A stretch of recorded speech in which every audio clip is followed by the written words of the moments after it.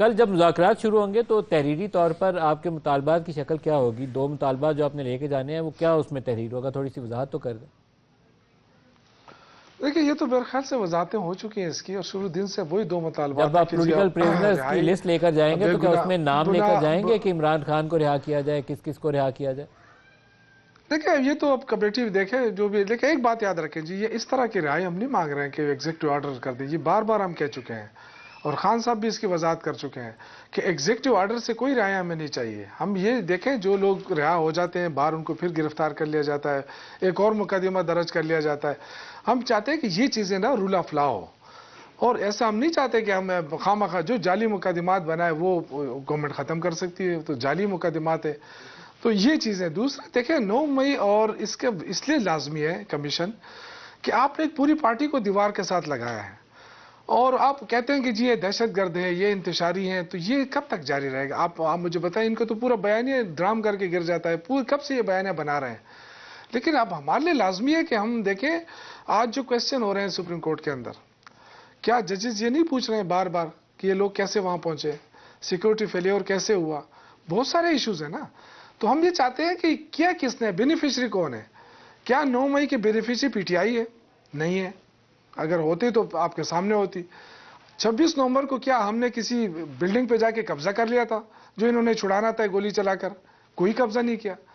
تو یہ ساری چیزیں میرے خیال سے دودھ کا دودھ پانی کا پانی ہو جانا چاہیے، لیکن مجھے لگ رہا ہے کہ مذاکرات تو ہو رہے ہیں لیکن یہ خوف بھی ہے ان کے اندر۔ اب اللہ جانے کیا خوف ہے، رانجھا صاحب بتا سکتے ہیں یا کوئی اور بتا سکتا ہے کہ ایک طرف ہم مذاکرات کر رہے ہیں، دوسری طرف آپ نے کچھ لوگوں کو ٹی وی پہ چھوڑا ہوا ہے صبح شام کہ جی یہ مذاکرات نہیں ہو سکتے، یہ مذاکرات ہونے نہیں ہوں گے، یہ سیریس نہیں ہے۔ بھئی ہم سیریس نہیں ہیں، آپ سیریس نہیں ہیں، ہمارے ورکروں کے ساتھ ہوا کیا نہیں ہوا پارٹی کے ساتھ۔ صاحب لیکن جب آپ بولیں گے کہ ہمارے جو پولیٹیکل پریزنرز ہیں ان کو رہا کیا جائے، تو میں تو آپ سے توقع رکھوں گا کہ جب آپ مذاکرات کر رہے ہوں گے تو آپ جس کو آپ کہتے ہیں کہ یہ ہمارا سیاسی قیدی ہے، عمران خان ہے، شاہ محمود قریشی ہیں، ڈاکٹر یاسمین ہے، عمر سرفراز چیمہ ہیں، اعجاز چودھری ہیں، اینی ادر نیم، وہ آپ کو ایک فہرست بھی تو ساتھ دینی چاہیے نا کہ یہ ہم سوچتے ہیں سیاسی قیدی ہیں، ان کی ضمانت وانت کے معاملات میں حکومت مخالفت نہیں کرے گی، یہی طریقہ کار ہوگا نا آگے بڑھنے کا۔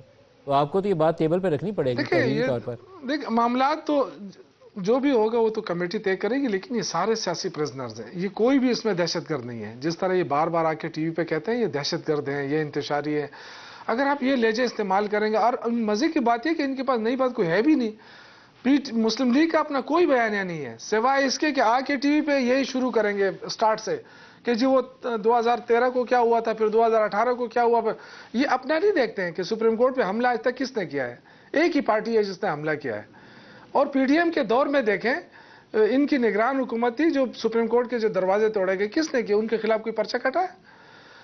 تو ملک صاحب دیکھیں یہ جب تک سیاست کے اندر یہ انتقامی کارروائی یہ چیزیں ختم نہیں، آج الحمدللہ وہ سارے لوگ جو مسلم لیگ کے ساتھ رہے ہیں، چاہے وہ خاقان عباسی صاحب ہے، چاہے وہ زبیر صاحب ہے، یہ گھر کے بیدی ہے نا، وہ کیا بول رہے ہیں، ان کی سن لیں آپ کو اندازہ ہو جائے گا، آپ کے بھی جو لوگ چھوڑ کے گئے ہیں ان کی بھی سنیں گے تو ایک ہی طرح کی بات ہے، جو چھوڑ جاتا ہے وہ تو تنقید کرتا ہے۔ سر جو ہمیں چھوڑ کے گئے ہیں تو کوئی یہ کہہ سکتا ہے کہ عمران خان کرپٹ ہے؟ ان کو تو کرپشن کے الزام میں اندر کیا ہے نا، کوئی یہ کہا کہ بتا دے کہ جی انہوں نے کرپشن کی اس لیے ان کو اندر کیا ہے؟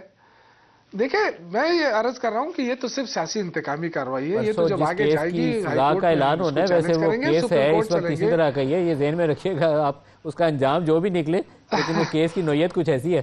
دیکھیں پاکستان کے اندر کیسے کیسز ہوئے ہیں، پھر کس طرح نواز شریف صاحب کو لا کے ایئرپورٹ کے اوپر بری کر دیا گیا، اس کو دوبارہ بلایا بھی نہیں گیا کورٹ میں، اور بہت سارے لوگوں کو جن کے اربوں روپے انہوں نے ڈکا رہے تھے، کیا ہوا؟ پاکستان کے نظام کی یہ پرفیکٹ ایگزامپل ہے، ایک بندے کو آپ نے کبھی عمر قید کی سزا کے اندر ڈال دیتے ہیں، کبھی آپ کو اس کو طیارہ ہائی جیکنگ میں ڈال دیتے ہیں، کبھی پاناما کا کیس آتا ہے اقامہ میں سزا لیکن یہ بات ہے پھر آپ کو جب مرضی ہوتی ہے پھر اس کو واپس گلے لگا لیتے ہیں، ایئرپورٹ پہ کیس معاف کر دیتے ہیں۔ تو یہ پاکستان میں یہ مذاق ہے ویسے عدالتی نظام کے ساتھ۔ ملک صاحب سپریم کورٹ کا جو پیسہ ہے، اگر یہ کہتے ہیں کہ یہ پیسہ نہیں ہے تو 20 ارب روپے انہوں نے جو ابھی وصول کیا اس پہ سود، وہ کہاں سے وصول کیا؟ نہیں سر یہ آپ چھوڑ دیں، یہ 20 ارب روپے گورنمنٹ نے وصول کیا، یہ پیسے دے دیے گئے تھے ملک ریاض کے اکاؤنٹ میں، قاضی فائزی صاحب نے یہ ریورس کیا تھا فیصلہ، اور وہ کہا تھا یہ حکومت کے پیسے ہیں، حکومت کو جائیں گے، ٹیکس پیئرز منی ہے۔ یہ اس بحث میں چھوڑ دیں، سینکڑوں پروگرام کر کے اب تو مجھے وہ زبانی چیزیں یاد ہو گئی ہیں۔